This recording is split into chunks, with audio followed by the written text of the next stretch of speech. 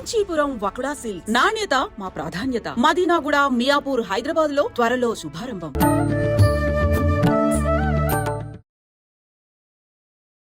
నమస్కారం, welcome to iDream. ధర్మ మార్గం విత్ విజిత కార్యక్రమానికి స్వాగతం. ప్రస్తుతం మనతో పాటు ఉన్నారు ప్రముఖ జ్యోతిష వాస్తు పండితులు శ్రీ శ్రీ శ్రీ నానాజీ పట్నాయక్ గారు. ఇప్పుడు వారితో మాట్లాడి మరిన్ని విషయాలు తెలుసుకుందాం. నమస్తే అండి. శ్రీమాత్రే నమః. హోలీ పండగ రోజు ఆచరించాల్సిన విధి విధానాలు ఏంటి? అంటే అసలు నిజంగా ఆ రంగుల పండగ అనేది ఎందుకు జరుపుకుంటారు? దాని వెనకాల ఆంతర్యం ఏంటి? ఆ రోజు మనం నిజంగా ఎటువంటి విధి విధానాలు ఆచరిస్తే బాగుంటుందో తెలియజేయండి. తప్పకుండా అండి. ఫస్ట్ ఆఫ్ ఆల్ ఏంటంటే హోలీ పండగ రోజు మనకి ఎట్లా అయితే ముందు రోజు కామున్ని కాల్చడము అండ్ మనం భోగి రోజు ఎలా అయితే ఇంట్లో ఉండేటువంటి పాత వస్తువులన్నీ పడేస్తామో అందులో ఆ రోజు కూడా ఇట్లాగే చేస్తారు. కాకపోతే సర్వసాధారణంగా అందరికీ పైన తెలిసినటువంటి విషయం ఏంటంటే హోలిక రాక్షసికి సంబంధించింది. అట్లా అదేవిధంగా రంగులు పులుముకోవడం, సంబరాలు జరుపుకుంటారు. కానీ హోలీ పండగ రోజు ఉన్నటువంటి గ్రహస్థితి మీరు కనుక గమనించినట్లయితే పర్టికులర్గా డిజైర్ ఫుల్ఫిల్మెంట్ అయ్యేటువంటి గ్రహస్థితిలో ఉంటుంది రవిచంద్రులు ఇద్దరు కూడా. కర్మని తొలగించేటువంటి స్థితి, డిజైర్ ఫుల్ఫిల్మెంట్ అయ్యేటువంటి స్థితిలో ఉంటాయి రవిచంద్రులు ఇద్దరు కూడా. అంటే సరిగ్గా మీకు కుంభ మీన రాశులకి ఎండింగ్ డిగ్రీస్లో ఉంటాడు చంద్రుడు రవి. ఇక్కడేమో సింహానికి మరియు కన్యకి మధ్యలో ఉంటాడు దాదాపుగా. అంటే అప్పుడే మారడం ఇట్లాంటివి జరుగుతూ ఉంటాయి. అయితే ఎప్పుడైనా సరే సింహ సంబంధము కుంభ సంబంధము ఏంటంటే మీరు అనుకున్నటువంటి ఏదైతే ఒక మంత్ర జపం చేస్తుంటారో అది అమ్మవారి నామం కావచ్చు, ఏదైనా కావచ్చు, చేస్తారో దాని యొక్క సక్సెస్ అనేటువంటిది కంప్లీట్గా వచ్చేటువంటి ఆ గ్రహస్థితి అది. సో అందుకని మనం పౌర్ణమికి ఎలా అయితే చనివిడి నైవేద్యంగా పెట్టి దాన్ని అందరికీ డిస్ట్రిబ్యూట్ చేయడం, ఇంట్లో వాళ్ళు తినడం చేస్తామో, ఈరోజు పర్టికులర్గా ఎంత లలిత చేసుకుంటే అంత మంచి ఫలితం వస్తుంది. అది కాకుండా కొంతమంది సాధకులకి హోలీ పౌర్ణమి వాళ్ళు చేసేటువంటి నిత్య సాధన విషయంలో మంచి ఫలితాలు వచ్చేటువంటి సమయం హోలీ, పర్టికులర్గా హోలీ పౌర్ణమి. అన్ని పౌర్ణమిలు వేరు, హోలీ పౌర్ణమి వేరండి. ఎందుకంటే మనకి ఎవరైనా ఏదైనా ఒక జాతకం తీసుకొని వీళ్ళు ఏ సాధన చేయాలి అంటే ఎట్లా చెప్తామంటే దాన్ని పంచమ స్థానాన్ని బేస్ అన్నమాట దానికి. అంటే వీళ్ళ లగ్నం ఏంటి, పంచమంలో ఏ గ్రహం ఉంది, పంచమాధిపతి ఎక్కడున్నాడు, అసలు పంచమంలో గ్రహం ఉందా లేదా, ఇవన్నీ చెక్ చేస్తాం. చెక్ చేసి ఆ పర్టికులర్ గ్రహం ఉందా, అధిపతి ఉన్నాడా, అధిపతికి చేసుకోవాలా, అధిపతి వెళ్ళి ఇంకో గ్రహానికి కలిసినాడు చూసుకొని ఆ సంబంధించిన మంత్రం చేసుకోండి అని చెప్తాం. అంటే ఆ దేవత ఆరాధన అట్లా. దానివల్ల ఏమవుతుందంటే వీళ్ళకి పూర్వజన్మలో చేసినటువంటి పాప కర్మ ఏ రూపంలో వస్తుంది, రుణము, రోగము, శత్రు రూపాల్లో వస్తుంది ఎప్పుడు కూడా పూర్వజన్మ కర్మ. ఈ మూడే మనిషిని ఎక్కువ బాధించేది. ఎవరినైనా అడగండి, రుణం లేదు అమ్మయ్య హ్యాపీ అంటాడు, రోగం లేదు అమ్మయ్య హ్యాపీ అంటాడు, శత్రుత్వాలు లేవు. ఈ మూడిట్లో ఏ ఒకటి ఉన్నా ఇబ్బంది పడతాడు, ఈ మూడు లేవంటే హ్యాపీగా ఉంటాడు మనిషి. ఇంతకుమించి ఏముండదు. ఇంక మిగిలినవి నాకు కారు లేదని బాధపడడం, లేకపోతే వాడుకుంది నాకు లేదని, ఇవన్నీ వేరు, సపరేట్. బట్ ఎక్కువ బాధ వీటి వల్లే వస్తుంది. ఇవి తగ్గించేటువంటి పూర్తి బలం హోలీ పౌర్ణమి రోజు చేసే సాధన ద్వారా తొందరగా తగ్గుతుంది. అయితే అందులో ఏమంటే నాకు ఏ మంత్రము తెలియదు అని అనుకుంటున్నారనుకోండి, వాళ్ళు సింపుల్ నామస్మరణ చేసుకోవచ్చు. శ్రీమాత్రి నమః, ఓం నమో నారాయణను, ఓం నమ శివాయను చేసుకోవచ్చు, తప్పేం లేదు. అలా కాదు నాకు లగ్నం తెలుసు అని అనుకున్నప్పుడు, ఉదాహరణకి మేష లగ్నం అనుకోండి, పంచమాధిపతి రవి అవుతాడు కాబట్టి సూర్యుడిని ఆరాధించడం, లేకపోతే ఓం నమో నారాయణాయ లేదా నమ శివాయ అని కూడా అనుకోవచ్చు. వృషభ లగ్నం అనుకోండి, ఎక్కువగా విష్ణువుని ఆరాధించాలి, లేదా పంచమంలో ఉండే గ్రహ సంబంధించిన అధిష్టాన దేవతకు చేసుకోవచ్చు. పంచమంలో ఏదైనా గ్రహం ఉంది అప్పుడు దాన్ని ప్లస్ నారాయణుని, విష్ణువుని ఆరాధించాలి. మిథున లగ్నంలో జన్మించారు, అమ్మవారి ఆరాధన చేసుకోవాలి. అంటే అమ్మవారికి సంబంధించిన ఏదైనా స్తోత్రాలు హోలీ పండుగ రోజు బాగా ఫలితం వస్తుంది. కర్కాటకం అయితే స్కందుని ఆరాధించాలి, లేదా స్కార్పియో సైన్లో ఏదైనా గ్రహం ఉంటే ఆదిష్టాన దేవతను ఆరాధించాలి. సింహం అయితే దత్తాత్రేయుని ఆరాధించాలి, సింహలగ్నం వారు సింహరాశి అయితే కనుక. అదే కన్యాలగ్నం అనుకోండి, వెంకటేశ్వర స్వామి యొక్క నామస్మరణ, ఓం నమో వెంకటేశాయ, ఖచ్చితంగా మంచి ఫలితం వస్తుంది కన్యాలగ్నం వారికి అయితే. తులవారు అనుకోండి, కాలభైరవుణ్ణి కానీ, కాళికాదేవిని కానీ, ఆంజనేయ స్వామిని కానీ ఆరాధించవచ్చు తులాలగ్నం వారైతే. అదే వృశ్చికం వారు అనుకోండి, దక్షిణామూర్తి స్తోత్ర పఠనం హోలీ పండుగ రోజు చేస్తే ఖచ్చితంగా వీళ్ళ జన్మజాతకంలో ఉండేటువంటి పూర్వజన్మ కర్మ రుణ రోగ శత్రు రూపంలో ఉండి తొలగిపోతుంది. దక్షిణామూర్తి స్తోత్రం పెట్టుకుని అలా కూర్చొని దాన్నే తదేకంగా విన్నా కూడా సరిపోతుంది. అదేవిధంగా ధనస్సు వారు అనుకోండి, నృసింహస్వామి యొక్క కరావలంబ స్తోత్రం, నరసింహస్వామి ఆరాధన చేసుకోవచ్చు. మకరం వారు అమ్మవారి ఆరాధన, శ్రీమాత్రే నమః లేదా లలిత మొత్తం చదువుకోవచ్చు. కుంభం వారు విష్ణు ఆరాధన. మీనం వారు వీరు ఎక్కువగా గౌరీదేవి నామస్మరణ, ఓం గౌరీదేవి అయి నమః లేదా గౌరీదేవి యొక్క అష్టోత్తరాలు ఇవి గనక చేసుకుంటే హోలీ పండుగ రోజు మీ యొక్క డిజైర్స్ ఫుల్ఫిల్ అవ్వడము, పూర్వజన్మ కర్మ దగ్ధం అవ్వడం అనేటువంటిది జరుగుతుంది. మామూలుగా అంటే హోలీని ఎక్కువగా నార్త్ ఇండియన్స్ ఎక్కువగా జరుపుకుంటారు. మన సైడ్ జరుపుకున్నా కూడా మనకన్నా ఎక్కువగా వాళ్ళే జరుపుకుంటారు. అంటే వాళ్ళు కృష్ణుడిని ఉద్దేశించి జరుపుకుంటారు, కొంతమంది ఏమో హోలిక, ఇందాక మీరు అన్నట్టుగా అట్లా 3-4 సందర్భాలను ఉద్దేశించి హోలీ జరుపుకుంటారంటారు కదా, అది వాస్తవమేనా అండి? అసలు నిజంగా జరుపుకునే ఉద్దేశం అది వాస్తవమే, ఆ రకంగా జరుపుకుంటారు. కానీ ఇక్కడ చాలామందికి అపోహలు ఏంటంటే అది వాళ్ళు జరుపుకుంటారు మనకు కాదు అని అనుకుంటూ ఉంటారు. కానీ ఏదైనా సరే భగవత్ సంబంధించినటువంటిది. కొన్ని విషయాలు మాత్రం కొన్ని ప్రాంతాలకు సంబంధించి ఉంటాయి. అంటే అలాగా ఇక్కడ వాళ్ళు కూడా ఈ మధ్యకాలంలో అలవాటు అయిపోయి రాహుకాలం చూస్తున్నారు. యాక్చువల్లీ మనకి రాహుకాలం చూడక్కర్లా, మనది వజ్రము దుర్ముహూర్తమే చూసుకోవాలి. ఇక చూస్తున్నారు సరే కానివ్వండి, ఏముంది. కానీ వజ్రం దుర్ముహూర్తం మెయిన్. తమిళనాడు సైడ్ వాళ్ళు రాహుకాలం గులిక్కాలం చూడాలి. ఇలాంటి విషయాలకే కానీ ఈ దేవతా సంబంధించిన వాటికి ఎవరైనా చేసుకోవచ్చు, ఏదైనా కూడా.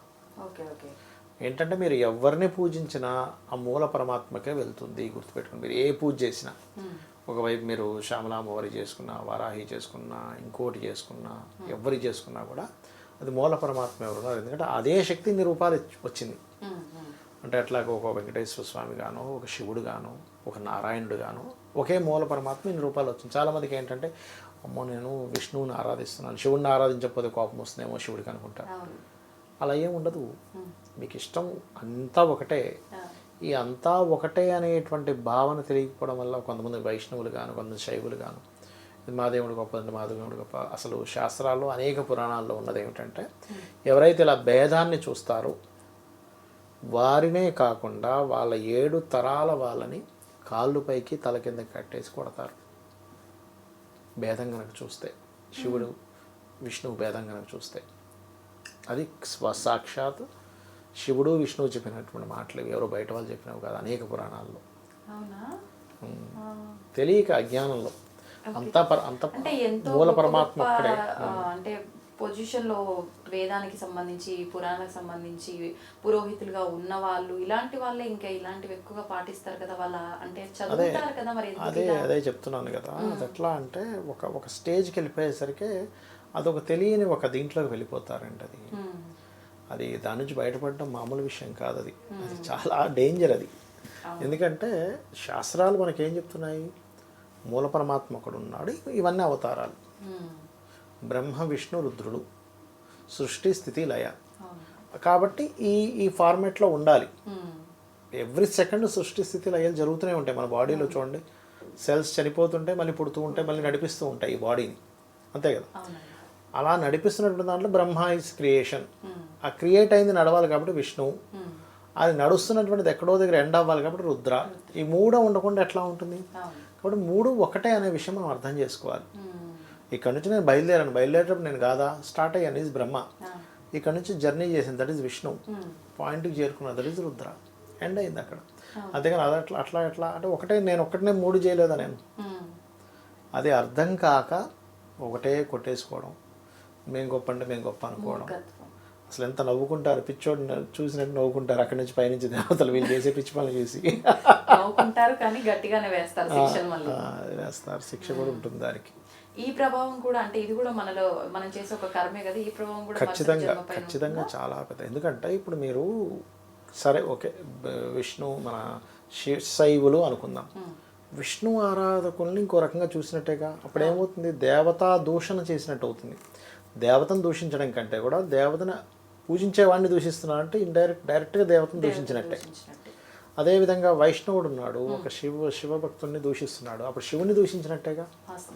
లేదా ఒక అమ్మవారి భక్తుడు ఉన్నాడు, వీళ్ళిద్దరిని దూషిస్తున్నాడు, లేదా వీళ్ళిద్దరు అమ్మవారి భక్తుడు, మీది కాదు నాది గొప్ప అని. ఎంత పెద్ద మూర్ఖత్వం, ఎంత పెద్ద పిచ్చి అంటే అది. ఆ పిచ్చి నుంచి బయటపడాలి ఫస్ట్. అంతా ఒకటే అనే విషయం ఉన్నారు తెలుసుకోవాలి. ఇలాంటి పిచ్చిలో నిజంగా. అమ్మో చాలా మంది ఉన్నారు అసలు. అవును, కదిలిస్తే చాలా ఎక్కడ మంది మీద ఉన్నారు. పడిపోతారో అనిపిస్తుంది, గయ్యి గయ్యి మరి. ఏం పడిపోతారు. అది ఆ తత్వము అంతా ఒకటే అనేటువంటి భావన తెలియనంతసేపు అసలు స్పిరిచువాలిటీలో ఉన్నట్టే కాదు అసలు వాళ్ళు. అసలు స్పిరిచువాలిటీ అంటే అందరూ ఏమనుకుంటారంటే, ఇప్పుడు మనం చెప్పుకుంటున్నాం ఏదేదో ఈ పౌర్ణమి వచ్చిందనో అదనో వచ్చినప్పుడు పూజ చేసుకోవడం కాదండి. స్పిరిచువాలిటీ అంటే అంతటా నిండున్నటువంటి భగవంతుడిని చూడడం, అన్నిట్లో భగవంతుడు ఉన్నాడని అర్థం చేసుకోవడం, అంతటా అన్నిట్లో ఉన్నాడు, అందరిలో ఉన్నాడని చెప్పి వాళ్ళని గౌరవించడం స్పిరిచువాలిటీ అంటే. నీలో ఒక భగవంతుడు ఉన్నాడు కాబట్టి నేను నిన్ను గౌరవిస్తాను, నువ్వు భగవంతుడివి, అహం బ్రహ్మాస్మి అంటారు కదా. అలా అందరిలో ఉన్నాడు, నాలో ఉన్నాడు, అంతటా ఉన్నాడు. అంతేగాని నేను చేసిందే గొప్ప, నువ్వు చేసేది ఏమీ లేదు, అట్లాంటివన్నీ పిచ్చి మాటలు. వాస్తవం అండి మీరు చెప్పింది. నిజంగా ప్రతి ఒక్కరు ఇలాంటి పిచ్చితనంలోనే కొట్టుమిట్టాడుతూనే ఉన్నారు.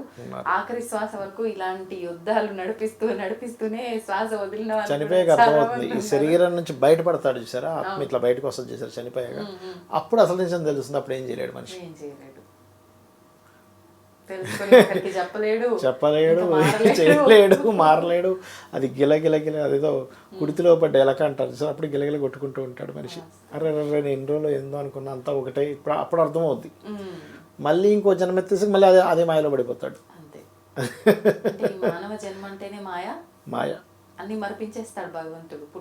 భగవంతుడు మరిపిస్తాడు అనే కంటే కూడా మనిషే అతని యొక్క పూర్వజన్మ వాసనల వల్ల అలా తయారవుతాడు. భగవంతుడికి అందరూ ఏమనుకుంటారంటే భగవంతుడు నాకు కష్టాలు ఇచ్చాడు, భగవంతుడు నాకు ఇక్కడ అనుగ్రహించాడు అంటారు. ఒకటే, ఆయనకి బోల్డంత పని ఉంటుందండి. మనకు కష్టాలు ఇవ్వడమే ఆయన పని కాదు. మన ఆలోచనల వల్ల, మనం చేసే కర్మల వల్ల, మనం పూర్వజన్మలో చేసుకునే కర్మల వల్ల వస్తుంది. ఇప్పుడు మీకు ఈ దేశానికి ఒక సీఎం ఉంటాడు, ఈ దేశానికి ఒక పిఎం ఉంటారు, ఒక ప్రెసిడెంట్ ఉంటారు, లేకపోతే ఈ రాష్ట్రానికి ఒక సీఎం ఉంటారు. సీఎం పని కట్టుకొని మిమ్మల్ని ఏమైనా ఇబ్బంది పెడతాడా? మీరేదో సరిగ్గా జాబ్ చేయకపోవడం వల్ల ఇంకో దళవల్ల అవుతుంది. అలా కాదండి, మొత్తం దీనికి మొత్తం ఫలానా వాళ్ళండి, ఆయనే మనకి ఇప్పుడు ఇబ్బంది ఇస్తున్నా అంటే ఎట్లా, ఎంత సిల్లీగా ఉంటుంది. అలాగే ఉండదు. ఎందుకు ఉంటుందండి? సీఎంకి బోల్డ్ పనులు, మిమ్మల్ని కారణం చేయాల్సిన అవసరం ఉండదు సీఎంకి. అలాగే పరమాత్మకి ఆయన పోషించడం, రక్షించడం ఆయన పనులు. మీ కర్మల చేత మీరు ఇబ్బంది పడుతూ పరమాత్మ మీద వేస్తుంటారు తీసుకెళ్ళి నిందని. మనం చేసే మంచి పనులు, ఆధ్యాత్మిక వాటి వల్ల మళ్ళీ మనం తగ్గించుకొని ముందుకెళ్ళే అవకాశం ఏంటంటే ఈ దీంట్లో చాలా మందికి వచ్చే డౌట్ ఏంటంటే, అయ్యో నేను ఇన్ని పూజలు చేస్తాను, నాకు ఎందుకు కష్టం వచ్చింది? ఈ కష్టం ఇప్పుడు నువ్వు పూజలు చేయకపోవడం వల్ల, చేయడం వల్ల వచ్చింది కాదు. ఒక 10-20 జన్మలు, 100 జన్మలు ఉంటాయి. ఇక్కడ నువ్వు ఈ కర్మ అనుభవించాలంటే అక్కడి నుంచి వచ్చింది ఏదో అక్కడ ఉంటుంది. అది పరమాత్మకు తెలిసి ఇలా హై విజన్లో చూస్తుంటాడు, ఓకే ఈ కర్మ అనుభవించాలి అంటే. యాక్చువల్గా ప్రతి కర్మ ఒక సైకిల్లా నడుస్తుంది. దాన్ని మనం అర్థం చేసుకోవడం. ఇప్పుడు నాకు కడుపు నొప్పి వచ్చింది అనుకోండి, ఉదాహరణకి నాకు కడుపు నొప్పి రావడం నాకు చెడ్డ, కానీ ఒక డాక్టర్కి అది మంచిది, ఒక మెడికల్ షాప్ వాడికి అది మంచిది, ఒక అంబులెన్స్కి అది మంచిది, అంతే కదా. ఒక మలేరియా దోమ మనం అనుకున్నాం, మలేరియా దోమ కుట్టినందుకు హాస్పిటల్స్ నడుస్తున్నాయి. అలా అని మలేరియా దోమను పెంచమని నేను చెప్పట్లే. మనకి మన పాయింట్ ఆఫ్ వ్యూలో అది బ్యాడ్ అనుకుంటాము, కానీ ఇంకొక పాయింట్ ఆఫ్ వ్యూలో మంచిది. ఒక పిల్లవాడు చదవట్లేదు, అయ్యో వీడు చదవట్లేదు, 1 ట్యూషన్లో జాయిన్ చేస్తాం. ట్యూషన్ చెప్పే వాళ్ళకి అది ఇస్తుందిగా. ఒక టైర్ పంచర్ అయింది, పంచర్ వేసుకునే వాడికి అది ఉపాధి కలిగిస్తుందిగా. ఒక సైకిల్ నడవడానికి అనేకమైనవి జరుగుతుంటాయి. మనం ఎంతసేపు ఎప్పుడూ మంచిగా జరగాలి, ఒక్క చిన్న నాకు టైర్ పంచర్ అవ్వకూడదు, నాకు కడుపు నొప్పి రాకూడదు, తలనొప్పి రాకూడదు, జ్వరం రాకూడదు అనుకోవడం తప్పు అంటాను నేను. అన్నిట్లో పరమాత్మ చూసుకుంటూ వెళ్ళిపోవడమే, సైకిల్ నడుస్తుంది అనుకోని. చాలా మంచి మాట. అంటే మంచి వెనకాలే చెడు, చెడు వెనకాలే మంచి, అన్ని కనెక్ట్ అయి ఉంటుందండి. మనకి చెడు కానీ డాక్టర్కి అది చెడు కాదుగా. ప్రతిదీ ఒక ఎరుకతో ఉంటే ఇలాంటివన్నీ కూడా అర్థం చేసుకోవచ్చు. ఇప్పుడు డాక్టర్ గారిని ఒక ఆయన మంచి ఆశీర్వదించాడు, నువ్వు బాగా వర్ధిల్లాలన్నప్పుడు ఎలా వర్ధిస్తాడు డాక్టర్ గారు? ఎవరికో హెల్త్ ఇష్యూ వస్తేనేగా. అంతేగా మరి. ఒకటి ఆరోగ్యం పాడైతేనే ఆయన వర్ధిల్లుతాడు మరి. మరి అలా అంటే ఆయన కర్మ ఉంది అక్కడ, ఆరోగ్యం పాడే కర్మ ఉంది, డాక్టర్ని కనెక్ట్ అయ్యాడు. సంతోషం అండి, చాలా మంచి విషయాలు తెలియజేశారు. మనం ఎక్కడో మొదలుపెట్టి ఎక్కడికో వచ్చేసాము, కానీ చాలా బాగుంది టాపిక్ అంతా కూడా. నమస్తే అండి. శ్రీమాత్రే నమః.